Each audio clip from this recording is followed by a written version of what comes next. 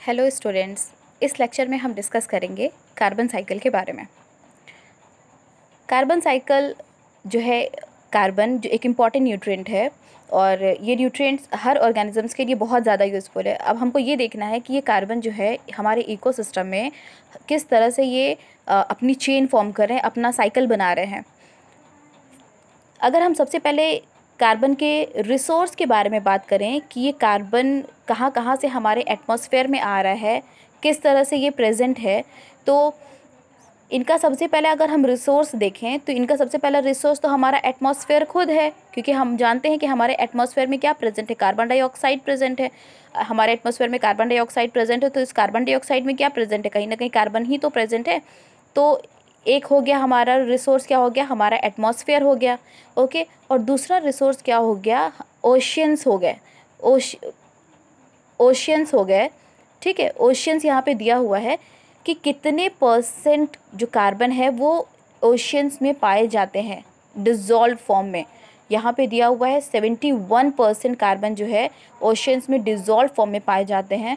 और जो अगर हम एटमॉस्फेयर की बात करें तो एटमॉस्फेयर में सिर्फ 1% हैं जो कि पाए जा रहे हैं।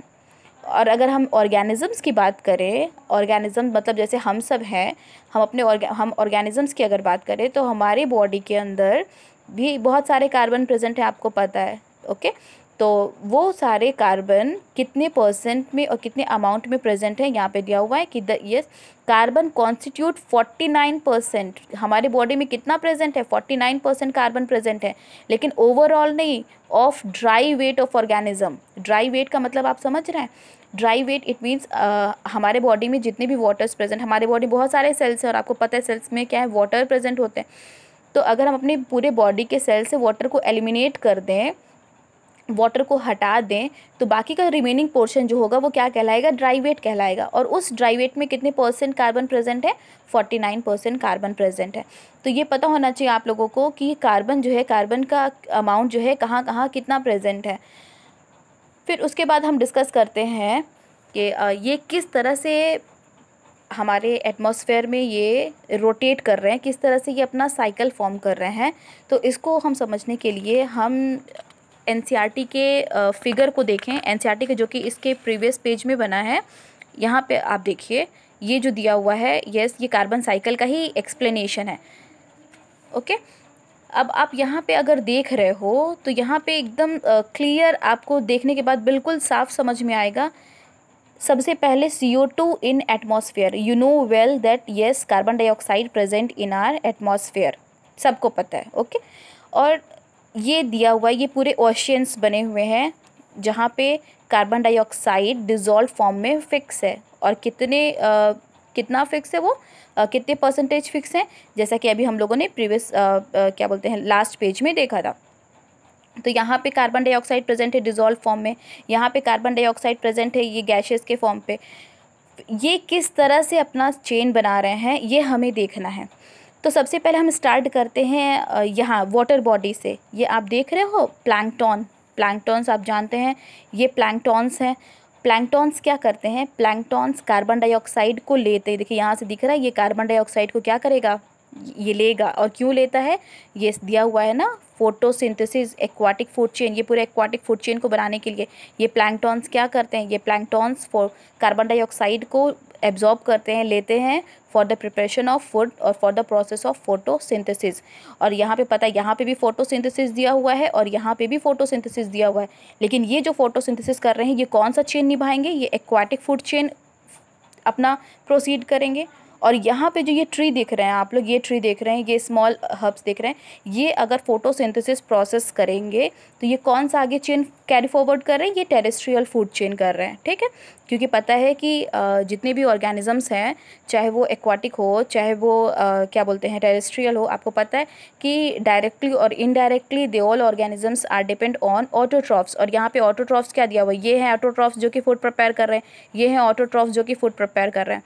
तो ये कहीं ना कहीं क्या करें, ये एटमॉस्फेरिक कार्बन डाइऑक्साइड को अपने अंदर ले लिए। ओके, तो ये एटमॉस्फेरिक कार्बन डाइऑक्साइड को अपने अंदर एब्जॉर्ब कर लिए। अब आप अब आप यहाँ देखो तो यहाँ पे क्या होगा कि जब इनकी डेथ होगी प्लैंक्टॉन्स की, और या फिर जितने भी एक्वेटिक एनिमल्स हैं जब जो इनको फीड करेंगे, तो वो कार्बन क्या हो रहा है, कहीं ना कहीं उनकी बॉडी में ट्रांसफ़र हो रहा है। सपोज़ आप इमेजिन कर लीजिए ये सारे जो हैं ये प्लैंक्टॉन्स को फीड कर रहे हैं, तो ये जो कार्बन इनके अंदर फिक्स्ड हो गया है, ये कार्बन कहाँ जाएगा, इनकी बॉडी में जाएगा।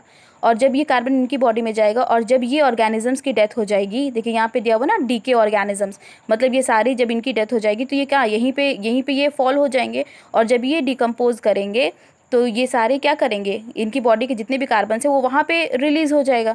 तो ये कार्बन कहीं ना कहीं फिर से वो वाटर रिजर्वॉयर में चला गया, फिर से वो कार्बन क्या चला गया, ओशियंस में चले गए।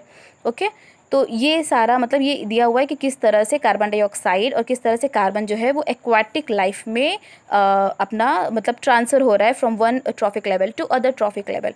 अगर हम टेरेस्ट्रियल की बात करें यहाँ पे, तो टेरेस्ट्रियल में चलो ये फूड प्रिपेयर कर लिया, ओके, इनमें कार्बन जो है फिक्स्ड हो गए कुछ अमाउंट में। अब ये जो एनिमल हैं, ठीक, ये एनिमल इनको क्या करेंगे, खाएंगे। ये एनिमल इनको खाया तो क्या हुआ, ये जितने कार्बन इनमें फिक्स थे वो इनके बॉडी में चला आया।